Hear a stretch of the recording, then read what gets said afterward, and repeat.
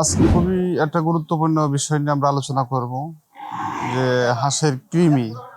কৃমি একটি মারাত্মক সমস্যা, একটা খামারের জন্য মারাত্মক সমস্যা যদি সময় মতো আমরা ট্রিটমেন্ট না নিই। যে কৃমি থেকে আমরা কিভাবে মুক্ত থাকতে পারি এবং কৃমিনাশক কি কি ওষুধ আমরা ইউজ করতে পারি, উপজেলা প্রাণী সম্পদ কর্মকর্তা ডক্টর মোহাম্মদ মাসুদ করিম সিদ্দিকী স্যারের সাথে আপনাদেরকে পরিচয় করিয়ে দিব।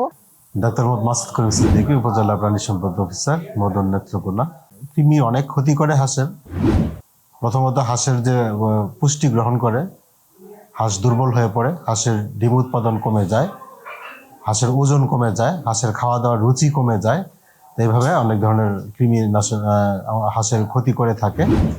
কৃমির লক্ষণগুলো এগুলো, যখন দেখা যাবে যে হাঁসের তারপর পালকগুলো উস্কো খুস্কো হয়ে গেছে, ওজন কমে গেছে, খাওয়ায় অরুচি, এগুলো একটু সব লক্ষণ দেখে বোঝা যাবে যে হাঁসে কৃমি আক্রান্ত হয়েছে।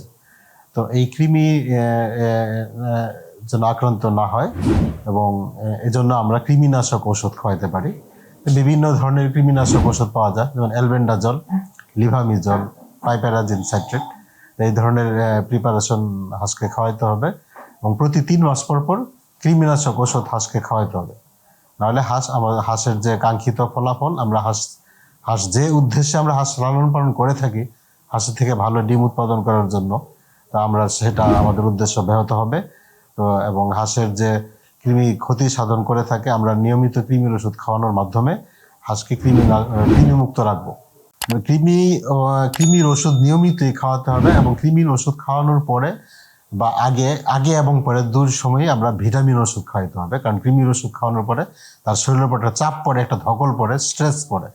তো এই স্ট্রেসকে থেকে হাঁসকে মুক্ত করার জন্য কৃমিনাশক ওষুধ খাওয়ানোর পর আমরা বিভিন্ন ধরনের ওয়াটার সলিউবল ভিটামিন দিতে পারি, যেমন WS আছে, ভিটামিন B+C, ভিটামিন AD, এই জাতীয় ঔষধ আমরা হাঁসকে সেবন করতে পারি। কৃমির থেকে মুক্ত থাকার জন্য আমরা হাঁসের ঘরকেও পরিষ্কার পরিচ্ছন্ন রাখতে হবে। হাঁস একটা লাভজনক ব্যবসা। বর্তমান বাংলাদেশে হাঁসের মতো এত অল্প পুঁজি দিয়ে এত ভালো মুনাফা কোনো ব্যবসায় হয় না।